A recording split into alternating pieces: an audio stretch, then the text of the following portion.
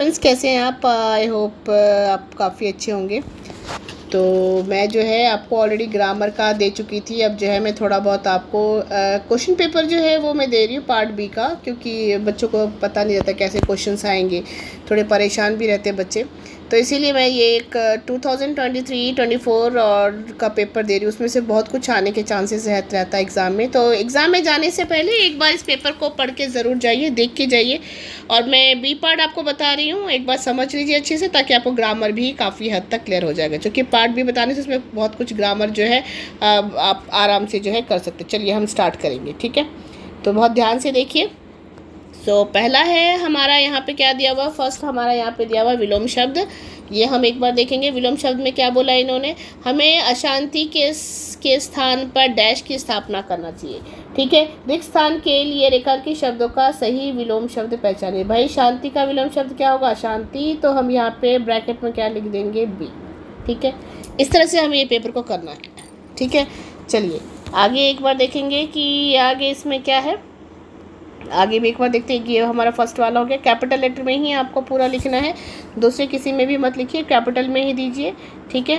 Question number दूसरा हमारा second है, आज्ञा का पालन करने वाला अनेक शब्दों के लिए एक शब्द पहचानिए। यानी कि यहाँ पे वन वर्ड आंसर देना है। तो आज्ञा का पालन करने वाला कौन हो गया? आज्ञाकारी। आपको कुछ भी यहाँ पे बच्चों निशान नहीं लगाना है, सीधा यहाँ पे जो है कैपिटल लेटर में क्या लिख देना है? ए, ठीक है। दूसरा नेक्स्ट है, आज संपूर्ण भारत आज़ादी का पर्व मना रहा है। उपसर्ग पूछा गया है आपको, इसमें से कौन से शब्द में उपसर्ग होगा? तो भाई भारत में उपसर्ग नहीं हो सकता, पर्व में भी नहीं हो सकता, आज़ादी में नहीं हो सकता। तो उपसर्ग किस में? संपूर्ण में। ये जो स के ऊपर बिंदी लगा हुआ है इसको कहते हैं सम, यानी कि संपूर्ण में उपसर्ग लगा हुआ है। तो इसीलिए यहाँ पे क्या हो जाएगा हमारा? ऑप्शन नंबर बी, ठीक है बच्चों। चलिए नेक्स्ट हम देखेंगे, इससे नेक्स्ट में क्या दिया हुआ है, एक बार हम नेक्स्ट वाला भी देख लेते हैं, ठीक है। नेक्स्ट वाले में जो है वो क्या दिया वो एक बार हम चलिए देखते हैं। इसके अंदर क्वेश्चन में यह 2 क्वेश्चन तो हमने कर लिए हैं आराम से। क्वेश्चन नंबर 1 और क्वेश्चन नंबर 2, क्वेश्चन नंबर 3 तक हो चुका है। तो चलिए एक बार आप देखेंगे कि भाई नेक्स्ट क्वेश्चन में क्या दिया हुआ है, आगे के क्वेश्चंस में क्या रहता है वो एक बार हम देखेंगे। हमारा नेक्स्ट कौन सा है? चलिए ये वाला है नेक्स्ट। इस पेपर को हम क्वेश्चन नंबर 4 से देखना स्टार्ट करेंगे। तो चलिए देखते हैं भाई क्वेश्चन नंबर 4 से ये हमारा कैसा रहता है। पेपर में हमेशा याद रखिए कि आपको जो है वो कैपिटल लेटर में ही लिखना है, दूसरे किसी भी अल्फ़ाबेट से मत लिखिए, कैपिटल में ही डालिए, नीटली लिखिए। पार्ट बी को बहुत ही ध्यान से पढ़िए। पेपर के ऊपर आपको कुछ भी टिक नहीं करना है, इसीलिए मैं आपको ये गाइडलाइंस बता रही हूँ। पेपर पे आप कुछ भी टिक मत करिए, सीधा ऑप्शंस को पढ़िए, हाथ में पेंसिल रखिए, छोटा सा टिक लगा के आप चाहे तो यहाँ पर लिखने के बाद में इसको इरेज कर दीजिए। पेपर को बहुत ही बोर्ड के एग्जाम्स में बहुत ही नीटली लिखना है, ओवर हैंड राइटिंग नहीं करना है, कटिंग नहीं करना है, ये बात को आपको ध्यान में रखना पड़ेगा। नेक्स्ट क्वेश्चन नंबर 4 है हमारा, तमिलनाडु के अनेक दर्शनीय स्थल है। तमिलनाडु में अनेक दर्शनीय स्थल है, ठीक है।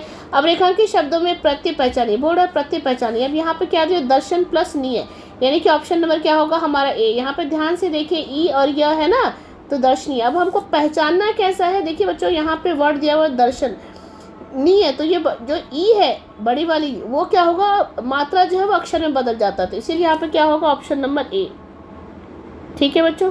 ये हो गया हमारा ऑप्शन नंबर ए। दूसरा देखिए, विद्यार्थी। विद्यार्थी का जो है अगर हम देखा जाए, जीवन स्वर्ण साधन है। रेखांकित शब्द किन 2 शब्दों से बना हुआ? तो ऑप्शन नंबर बी, विद्यार्थी प्लस अर्थी, यानी कि विद्यार्थी, जो ऑप्शन नंबर बी हो गया।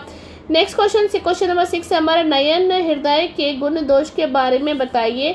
लेकर रेखांकित शब्दों में पर्यायवाची शब्द पहचाने। भाई इसका नयन का पर्यायवाची शब्द क्या होगा? हम सबको पता है नयन का पर्यायवाची शब्द ए है, नेत्र, लोचन, चक्षु, यानी कि ऑप्शन नंबर ए, ठीक है। ये होगा नयन का।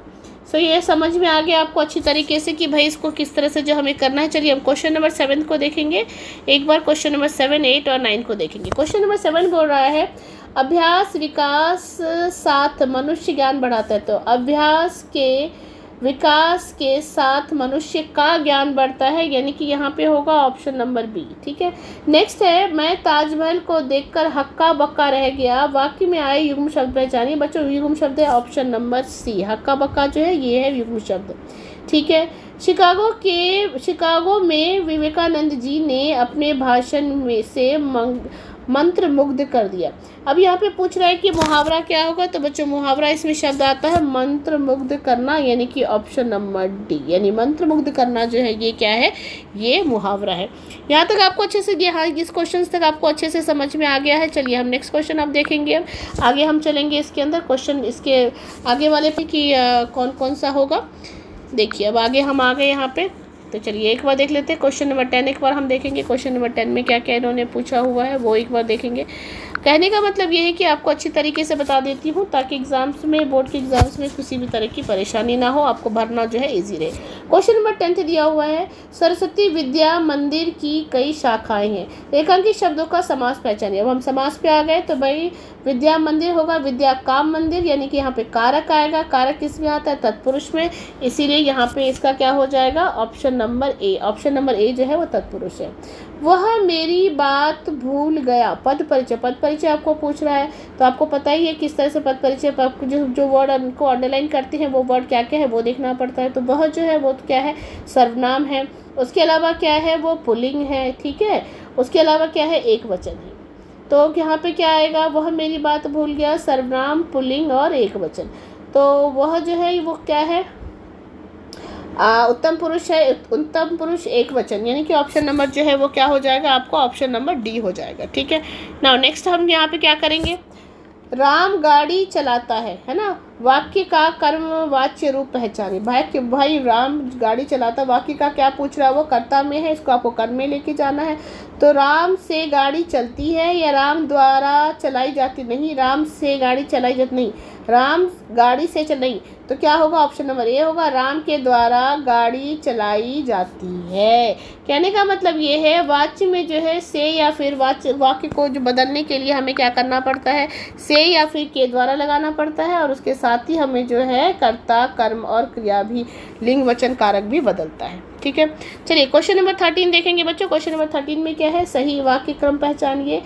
टुकड़ी भारतीयों की एक सेना थी, नहीं, सैनिकों एक टुकड़ी भारतीय की थी, नहीं, भारतीय टुकड़ी एक सेना की थी, नहीं, भारतीय सैनिकों की एक टुकड़ी थी, यानी कि ऑप्शन नंबर क्या होगा इसका, डी। 13 का क्या होगा बच्चों, ऑप्शन नंबर डी। वेदांत ने पुस्तक पढ़ी, इसमें आपको काल परिचय पूछ रहा है। वेदांत ने पुस्तक पढ़ी, यानी कि काम जो है ये पूरा हो चुका है, तो क्या होगा, ये सामान्य भूतकाल, यानी कि ऑप्शन नंबर बी, ठीक है। पढ़ चुका है ना, तो ऑप्शन नंबर बी हो जाएगा इसका। चलिए अब हम आगे देखेंगे बच्चों एक बार।